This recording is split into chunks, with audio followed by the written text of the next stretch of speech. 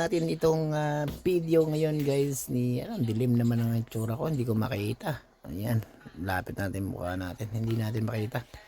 Patayin na lang natin. Okay guys, sa panoorin natin itong video ng after ng laban ni Angkahas, dinamdam talaga niya yung pagkatalo niya guys. Dahil dito kinomfort siya ng kanyang coach na talagang hindi siya iniwan guys. Pakinggan natin ang kanilang conversation dito guys. At syempre sabi ko nga sa inyo, talo panalo, support tayo sa Pilipino. Okay, panoorin natin ang video ni Angkahas at ang kanyang coach kung paano siya kinomfort. Mag-handle sa mga trainer sa'yo, di ba? Sige lang natin iba yun. Pag-aralan. Pag-usapan natin yan. Ha? Di ba? Titigil ka. Ngayon, sabi natin wala ng vaccine. Kailangan natin matibay ka. Dito parang napapagdesisyon na ni Angkahas na tumigil sa kanyang pagboboxing dahil nga sa natamong talo.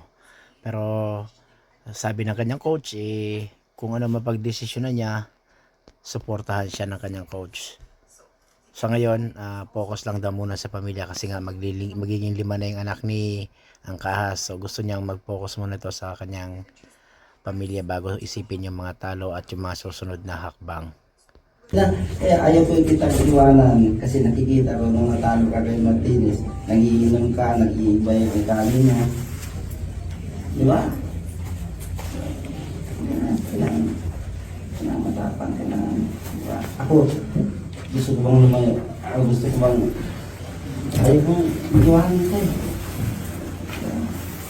Kaya iwanan ka. Dito talagang pinapakita ng coach niya na talagang fully support siya at naiintindihan niya na ganun talaga yung boxing, may nananalo, may natatalo. Kitang-kita naman natin sa mukha ni Angkahas yung disappointment dahil nga sa pagkatalo na nangyari sa kanya. Talagang ganyan yung boxing guys, may natatalo, may nanalo. Dangan lang at kababayan natin yung natalo. Halika, pakinggan pa natin ang mga magagandang sinabi ni coach ni Angkahas sa kanya. Kailangan natin pag-isapan yung guys. Kung saan ka, ang career mo, kung gusto mo boxing. Kung gusto mo ng boxing, makita natin kung iba't subukan natin iba mag-handle sa'yo. Iba trainer, bakit masula ako, walang problema yan. Nandyan pa rin ako sa'yo. Ang babantayan ko lang sa'yo, hindi ka mag-iinom, malayo ka sa video.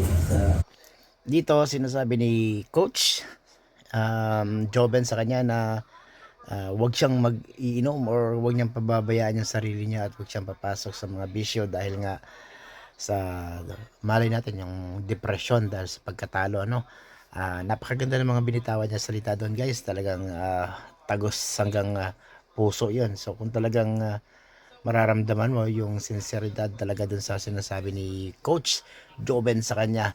So halika, pakinggan pa natin at tingnan natin kung ano pa yung mga magagandang inspirational word na sasabihin dito ni Boss Joven sa kanya. Bisyo. Kailangan mo nandun ka dyan sa'yo.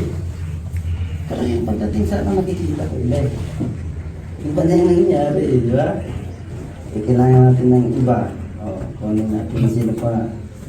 Eddie Roach, Coach K, sino diba? Win, pero yan ang nabi ko. Kung anong madesisyonan mo, kasi nasa yan na yan eh. Kaya na yung desisyon natin. Ano dyan? Ako nang supportan ako. Parang guardian na ako. Ha? Pamilya natin na.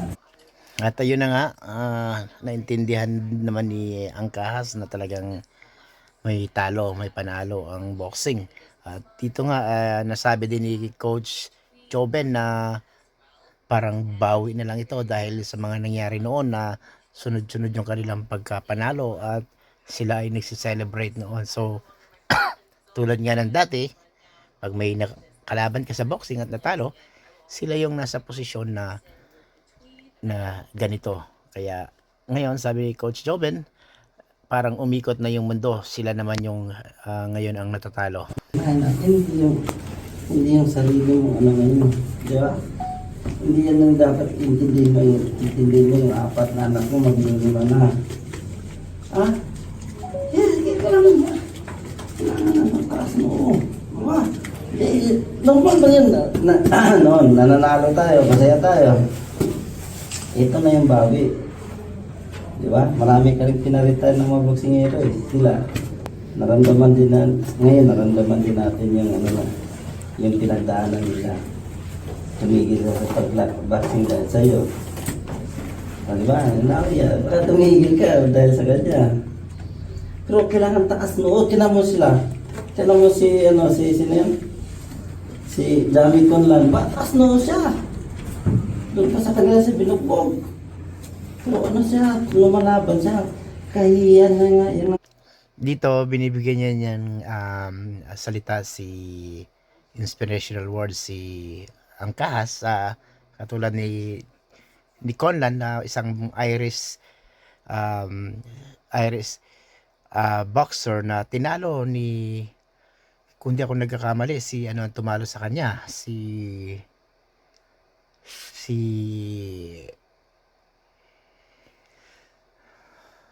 Inoue. Pero hindi, si Casimero pala, si Casimero ang tumalo sa kanya kay Conlan.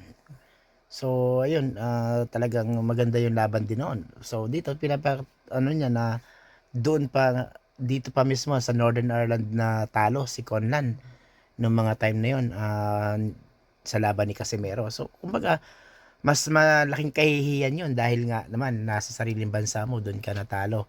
Pero taas noo pa rin si Conlan kasi ngayon ay naka-recover si Conlan dahil nanalo ulit siya ng isang ng last fight niya. So ganoon talaga, parang gusto kong sabihin ni Boss Joven dito is okay lang yan, meron pang mga susunod na chance na mananalo tayo. Nangyayari sa kanya eh. Pero lumalaban siya. Di ba? Huwag ka muna lang. Nandito yan sila. Nandito kami sumusuporta sa'yo. Isipin mo yung magiging 5 anak mo. Ataas mo! Para ka mo. Ha? Pero, promise mo sa akin, alisin mo, focus ka sa pamilya mo. Kaya nga ako nanatili sa'yo eh. Hindi kita iniiwan eh. Lahat ng sakripisyo ko, ginagawa ko sa'yo eh. Malayo ka sa pamilya natin eh. Kasi ayaw ko na mapabayaan kayo. Pero sa tingin ko, parang hindi na akma yung kung lalaban ka pa. Ayan nga, sinasabi ni Boss Joven kung lalaban pa siya parang hindi na kasi sunod-sunod na nga yung pagkatalo niya. So kumbaga parang kulang na lang sabihin niya laos ka na, parang ganon. Pero siyempre hindi niya masasabi ng diretso yan. Anyway guys, dito natin tatapusin ang ating video at maraming salamat. Please subscribe sa ating YouTube channel para lagi kang updated sa mga viral videos na nakikilala ngayon sa internet. Maraming salamat.